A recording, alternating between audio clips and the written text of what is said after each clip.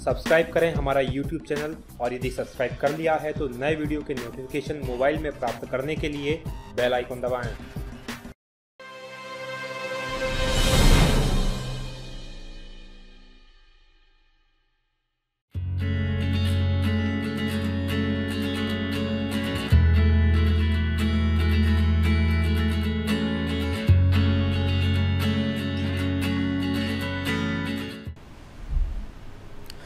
साथियों नमस्कार, बहुत स्वागत है आपका D&K एकेडमी के वीडियोस में। मैं हूं भगवत दांगी, फाउंडर D&K एकेडमी। बात कर रहे हैं हम विज्ञान की, और विज्ञान का ये 7वां भाग है, 7वां पार्ट है, जिसमें हम बात करेंगे MCQ 151 से लेकर 175 तक की, यानी अगले 25 क्वेश्चंस की।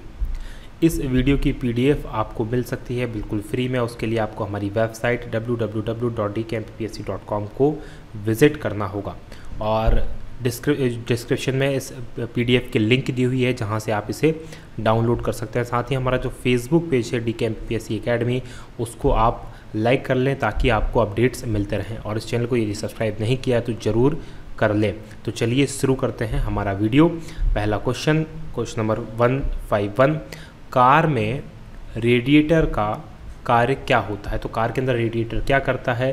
तो बहुत सिंपल सा क्वेश्चन है, आप सभी को इसका आंसर पता होगा। तो इसका काम होता है इंजन को ठंडा करना, यानी कार के अंदर जो रेडिएटर होता है वो इंजन को गर्म नहीं करता, गति को नियंत्रित नहीं करता, विद्युत धारा उत्पन्न नहीं करता, वो इंजन को ठंडा रखता है। मनुष्य के शरीर का तापमान जो होता है वो क्या होता है? तो मनुष्य के शरीर का जो तापमान होता है वो 37 डिग्री सेल्सियस होता है। ध्यान दीजिएगा, 37 डिग्री सेल्सियस मनुष्य के शरीर का तापमान होता है। बात करें दूरदृष्टि रोग से पीड़ित व्यक्ति को दूर की वस्तुएं दिखाई नहीं देती या निकट की वस्तुएं दिखाई नहीं देती, इसको हमें समझना होगा। देखिए, अगर दूरदृष्टि दोष के बात करें हम, तो दूरदृष्टि दोष में जो निकट की वस्तुएं होती हैं वो दिखाई नहीं देती हैं। तो ये नाम से उल्टा होता है। दूरदृष्टि दोष में ये नहीं हो कि दूरदृष्टि दोष है तो दूर की वस्तुएं तो दूरदृष्टि दोष में साफ दिखाई देती हैं, केवल पास की वस्तुएं जो होती हैं वो साफ दिखाई नहीं देती हैं। तो दूरदृष्टि दोष में निकट की वस्तुएं पास नहीं दिखाई देती हैं। यहाँ इस चित्र के माध्यम से आप समझ सकते हैं। इसे हाइप्रोपिया भी कहा जाता है। यहाँ पर आप देख रहे होंगे कि दूरदृष्टि दोष में हो क्या रहा है कि जो प्रकाश आ रहा है वो यहाँ रेटिना होता है, रेटिना के बाद में जाकर, यानी रेटिना के बाद जाकर बन रहा है, और रेटिना के बाद जाकर मिल रहा है। तो रेटिना पर नहीं मिल पाने के कारण उससे क्या होता है कि वो जो वस्तुएं होती हैं उसे वो दूर दिखाई देती हैं। दूर की पास की वस्तुएं जो होती हैं वो सही नहीं दिखाई देती हैं, और यही कहलाता है दूरदृष्टि दोष। चलिए अब बात करते हैं दूरदृष्टि दोष को दूर करने के लिए जिस लेंस का यूज़ किया जाता है वो है उत्तल लेंस। तो जो दूरदृष्टि दोष होता है उसके लिए उत्तल लेंस का प्रयोग किया जाता है। उत्तल लेंस का प्रयोग क्यों किया जाता है कि उत्तल लेंस जो होता है वो इस प्रकार का होता है। उत्तल लेंस कुछ ऐसा होता है, और वो जो प्रकाश की किरणें आती हैं उनको क्या कर देता है? पास कर देता है। इस तरह से पास कर देता है, उनको फैलाता नहीं है, और जिससे क्या हो जाता है कि वो रेटिना पर आकर मिल जाती हैं और वस्तुएं स्पष्ट दिखाई देने लगती हैं। देखिए, किताब के ऊपर रखे किसी लेंस को ऊपर उठाने पर यदि मुद्रित अक्षरों का आकार बढ़ता हुआ दिखाई देता है तो वो कौन सा लेंस है? इम्पॉर्टेंट है, ध्यान रखिएगा। अगर ऐसा हो रहा है तो वो जो लेंस है वो उत्तल लेंस है। यानी किताब के ऊपर कोई लेंस रखा हुआ है, अगर हम उसे ऊपर उठाएं और जो अक्षर हैं अगर वो बढ़ते हुए हमें दिखाई दे तो समझ जाइएगा कि वो जो लेंस है वो उत्तल लेंस है, और उत्तल लेंस यही काम करता है। चलिए अगले प्रश्न की बात करें तो यदि किसी लेंस के अक्षरों का आकार छोटा दिखाई देता है, यदि कोई लेंस है उससे हमें अक्षरों का आकार छोटा दिखाई देता है तो वो कौन सा लेंस होगा? तो ये इसका आंसर आप सभी को ईजिली पता चल गया होगा। वो जो लेंस होगा वो अवतल लेंस होगा, क्योंकि उत्तल लेंस बड़ा दिखाता है और अवतल लेंस छोटा दिखाता है। ध्यान दीजिएगा, लेंस की बात कर रहे हैं हम, दर्पण की बात नहीं कर रहे हैं। दर्पण में जो उत्तल लेंस होता है वो छोटा दिखाता है और अवतल लेंस बड़ा दिखाता है, लेकिन लेंस में अवतल जो होता है वो छोटा दिखाता है। चलिए जीव विज्ञान शब्द का प्रयोग सर्वप्रथम किसने किया था? जीव विज्ञान यानी बायोलॉजी शब्द का सर्वप्रथम प्रयोग किया था लेमार्क और ट्रेविनेनस ने, इन दोनों ने किया था सबसे पहले जीव विज्ञान यानी बायोलॉजी शब्द का प्रयोग। और बायोलॉजी का जनक या जीव विज्ञान का जनक माना जाता है अरस्तु को। अगले प्रश्न की बात करें तो कार्य का मात्रक क्या है? कार्य के मात्रक के बारे में पूछा था। सबसे पहले तो ये समझेंगे आखिर मात्रक क्या होता है। मात्रक को समझने का सबसे सटीक उदाहरण है, जैसे मैं आपसे पूछूं आपका स्कूल कितने दूर है, आप कहेंगे 5 किलोमीटर। तो 5 के बाद जो आपने किलोमीटर बताया है वो उसका मात्रक है। यानी किसी भी भौतिक जो मात्रा होती है उसको बताने के लिए जिस इकाई का यूज़ किया जाता है वो मात्रक कहलाती है। तो कार्य के मात्रक की बात करें तो कार्य का जो मात्रक है वो है जूल। ध्यान दीजिएगा, कार्य का मात्रक है जूल। और जूल जो है कार्य का एसआई मात्रक है। दो प्रकार के मात्रक होते हैं, एक होता है सीजीएस मात्रक और दूसरा होता है एमकेएस मात्रक। सीजीएस मात्रक की बात करें C for centimetre, G for gram, S for second, यानी कि जो जिसमें सेंटीमीटर, ग्राम और सेकंड में संख्याएं बताई जाती हैं। एमकेएस में बात करें तो मीटर, किलोमीटर और सेकंड में जो प्रदर्शित किया जाता है। और एमकेएस को एसआई मात्रक भी कहा जाता है। एसआई मतलब इंटरनेशनल सिस्टम ऑफ यूनिट, तो ये मात्रक भी कहा जाता है। तो ये जूल जो है वो एसआई मात्रक है कार्य का। वहीं न्यूटन की बात करें तो ये भी एसआई मात्रक है बल का। वॉट की बात करें तो वॉट भी एसआई मात्रक है शक्ति का। डाइन की बात करें तो डाइन जो मात्रक है वो बल का है, लेकिन ये सीजीएस मात्रक है। ध्यान दीजिएगा, ये सीजीएस मात्रक है। वॉट आपने सुना होगा कितने वॉट की, कोई 746 वॉट बराबर होता 1 HP। 1 HP का मतलब हॉर्स पावर। हॉर्स पावर में जब हम चीज़ों की पावर जो शक्ति बताते हैं, जैसे कोई ट्रैक्टर है या कोई मोटर है तो हम, या फिर कोई गाड़ी है 4 व्हीलर जो है उसका वो कितने HP का इंजन है, तो उसके बारे में जब हम बात करते हैं तो वो होता है वॉट का 746 वॉट बराबर 1 HP, यानी उसकी शक्ति के बारे में हम बात कर रहे होते हैं। प्रकाश वर्ष इकाई है। प्रकाश वर्ष किस चीज़ की इकाई है तो आप सभी को पता होगा, प्रकाश वर्ष दूरी की इकाई है। दूरी की इकाई यानी कि प्रकाश के द्वारा एक वर्ष में जितनी दूरी तय की जाती है उसे कहा जाता है प्रकाश वर्ष। तो यानी कि ये दूरी की इकाई है और ये इम्पॉर्टेंट है। प्रकाश की चाल के बारे में हम बात करें, कभी प्रश्न पूछा जा सकता है प्रकाश की गति क्या होती है, प्रकाश किस चाल से चलता है। तो प्रकाश की गति होती है 3 × 10⁸ मीटर पर सेकेंड, यानी 1 सेकेंड में 3 × 10⁸ मीटर चल जाता है, या ऐसे कह सकते हैं 3 लाख किलोमीटर पर सेकेंड। तो ये इसकी चाल होती है। चलिए क्वेश्चन नंबर 159 की बात करें तो एक ही प्रकार के परमाणुओं से मिलकर बना पदार्थ क्या कहलाता है। तो एक ही प्रकार के अगर परमाणु है तो उनसे मिलकर बना हुआ जो पदार्थ कहलाता है वो तत्व कहलाता है। तत्व वही होता है जिसको और अधिक पदार्थों में बांटा नहीं जा सकता, तो वो तत्व कहलाता है। वही यौगिक की बात करें तो दो तत्वों का एक निश्चित अनुपात लिया और उनसे मिलकर कोई एक नया पदार्थ बना तो वो यौगिक कहलाएगा। ध्यान दीजिएगा, 2 तत्वों का निश्चित अनुपात में। मिश्रण की बात करें तो मिश्रण जो होता है विभिन्न पदार्थों का, जैसे हवा में गैस मिल गई, गैस में हवा मिल गई, या फिर जैसे धुआं होता है, या फिर जैसे अलग अलग जो दूध के अंदर पानी मिला दिया, तो ये जो होता है ये मिश्रण कहलाता है, जहाँ अलग अलग पदार्थ मिलते हैं। द्रव की बात करें तो जो पदार्थ होता है उसके लिक्विड फॉर्म जो होती है वो द्रव होती है। 2 या 2 से अधिक तत्वों के मात्रा के विचार के लिए एक निश्चित अनुपात में संयोग करने से बना पदार्थ कहलाता है। तो इसके बारे में हम बात कर चुके हैं, यौगिक कहलाता है। 2 तत्वों से अधिक जो निश्चित मात्रा में, निश्चित अनुपात में 2 पदार्थों को मिलाते हैं तो वो यौगिक होता है। किसी असंतुलित बल द्वारा किसी पिंड में उत्पन्न त्वरण क्या होता है, यानी कि कोई असंतुलित बल सिर्फ यहाँ आपको डराने के लिए लगाया गया है। सिर्फ बल की बात करें तो बल, अगर किसी पिंड के अंदर कोई बल लगता है तो उसके अंदर जो त्वरण होता है वो कैसे होता है, तो ध्यान दीजिएगा, ये जो होता है बल जो लगाया गया है उसके अनुक्रमानुपाती होता है। अब ये अनुक्रमानुपाती और व्यतक्रमानुपाती आखिर क्या होता है, इसको बहुत अच्छे से आप समझ लें। देखिए, अनुक्रमानुपाती या समानुपाती एक ही चीज़ है। इसका सीधा सीधा मतलब ये है कि जिस अनुपात में बल लगाया गया है उसी अनुपात में त्वरण बढ़ जाएगा। ज़्यादा बल लगाया है त्वरण ज़्यादा हो जाएगा, बल कम लगाया है तो त्वरण थोड़ा कम बढ़ेगा।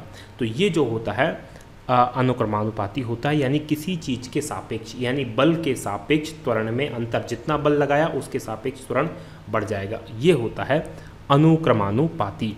चलिए, निम्नलिखित में से कौन सा एक अस्थायी कण है? ध्यान दीजिएगा, कौन सा अस्थायी कण है? ये मूलभूत कण है।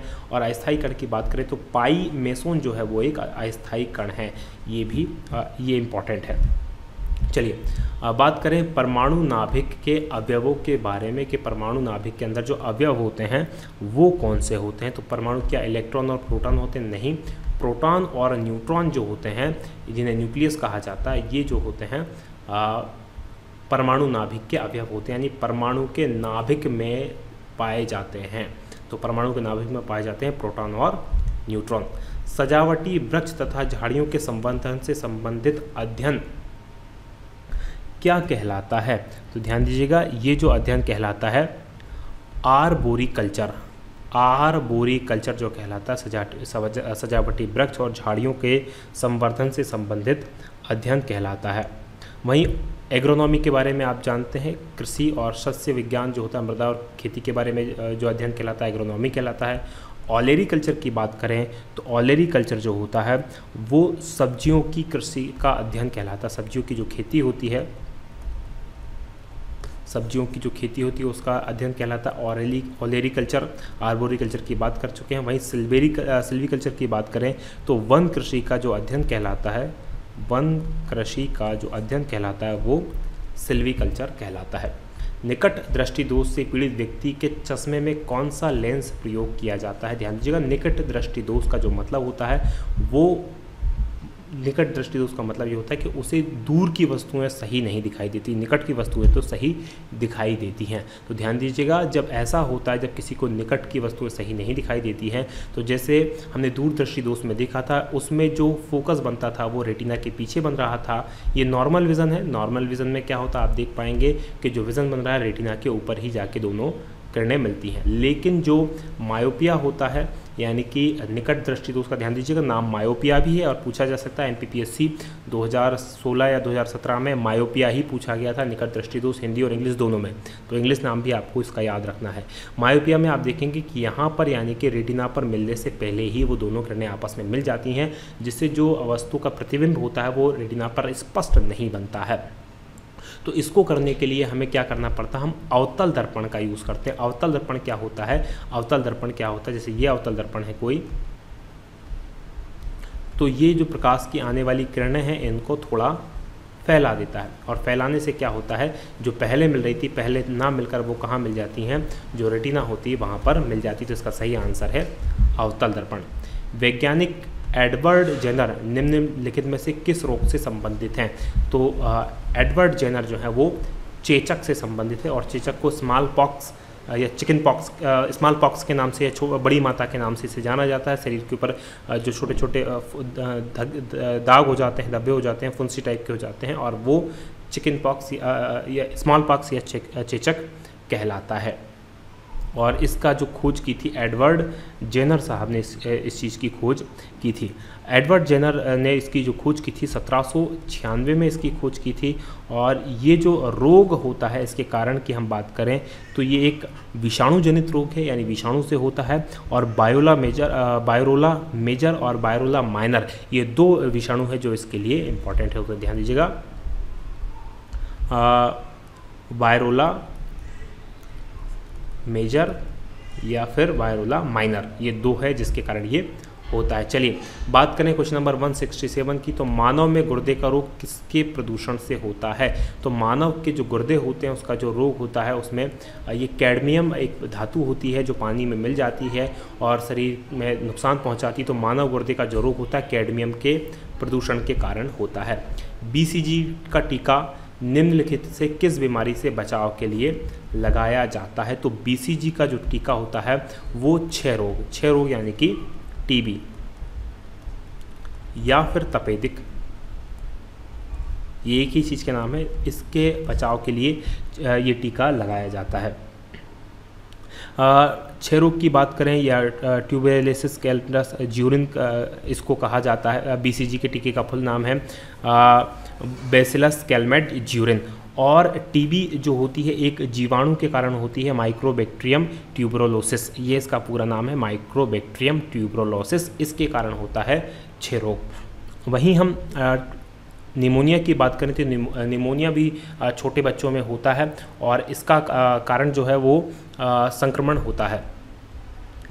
उसी तरह से जो काली खांसी होती है, इसे कुकुर खांसी भी कहा जाता है, काली खांसी को कुकुर खांसी कहा जाता है। और ये जो काली खांसी होती है वोर्डेटेल्मा प्यूर्टिसियस करके एक जो जीवाणु होता है उसके कारण होता है। वहीं टिटनेस की बात करें तो टिटनेस को धनुष टंकार या धनुष स्तंभ के नाम से भी जाना जाता है और मिट्टी के अंदर एक बैक्टीरिया यानी कि जीवाणु पाया जाता है जिसके कारण टिटनेस रोग होता है और उसका नाम है बैक्टीरियम क्लास्ट्रीडियम, इसके कारण धनुष टंकार रोग होता है। चलिए अगले प्रश्न की बात करें तो 169 प्रकाश संश्लेषण के दौरान पैदा होने वाली ऑक्सीजन का स्रोत क्या है? तो ध्यान दीजिएगा, प्रकाश संश्लेषण जब होता है तो प्रकाश संश्लेषण के लिए ये एक दो चीज़ों की बड़ी आवश्यकता होती है, एक होता है जल प्लस CO2। तो आपने कई बार सुना होगा कि जो पौधे होते हैं वो कार्बन डाइऑक्साइड लेते हैं और ऑक्सीजन छोड़ते हैं, लेकिन यहाँ पर ये ध्यान देने वाली बात है कि जो वो प्रक्रिया होती है उसके अंदर जो ऑक्सीजन बनती है वो CO2 के कारण नहीं बनती, वो CO2 के अणुओं से नहीं बनती, वो जल के कारण बनती है। यानी जल जब टूटता है, H2O जब टूटता है तो उससे ये जो निकलता है पानी, ये जल के कारण निकलता है, ना कि CO2 कार्बन डाइऑक्साइड के कारण। तो ये इसका सही आंसर है जल जो स्रोत होता है ऑक्सीजन। हालांकि वो कार्बन डाइऑक्साइड लेते हैं लेकिन छोड़ते हैं ऑक्सीजन है, लेकिन वो जल के कारण छोड़ते हैं, ना कि कार्बन डाइऑक्साइड के कारण।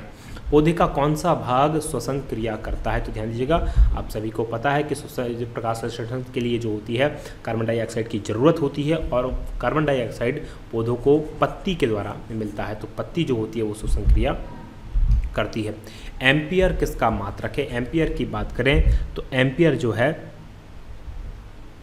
मात्रक है विद्युत धारा का,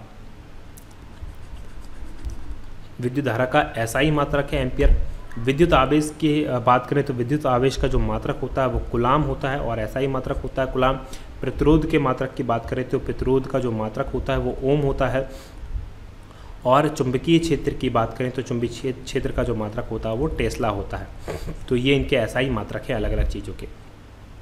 वनस्पति विज्ञान के जनक कौन है? तो वनस्पति विज्ञान के जनक यानी बॉटनी के जो जनक है थियोफ्रैक्टस है। क्या ये प्रश्न रिपीट हुआ है? पहले भी हम इस पर चर्चा कर चुके हैं।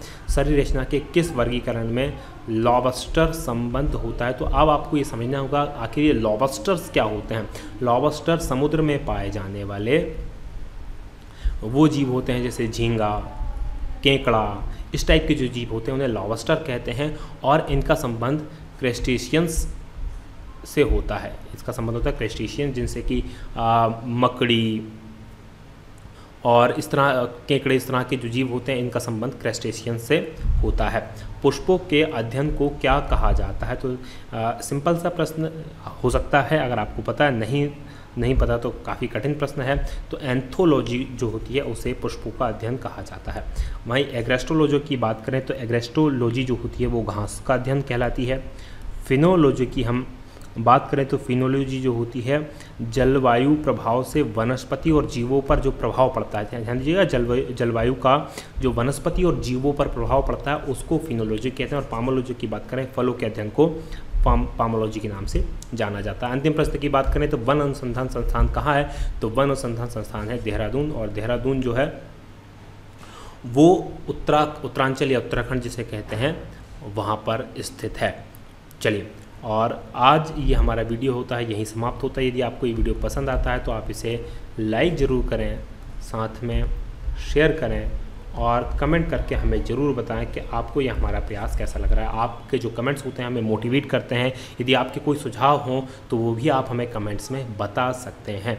ये बात आज की करेंगे हम यहीं समाप्त। आप देख रहे थे D&K अकेडमी, जो है नंबर 1 GK चैनल। बहुत बहुत धन्यवाद। जय हिंद, जय भारत।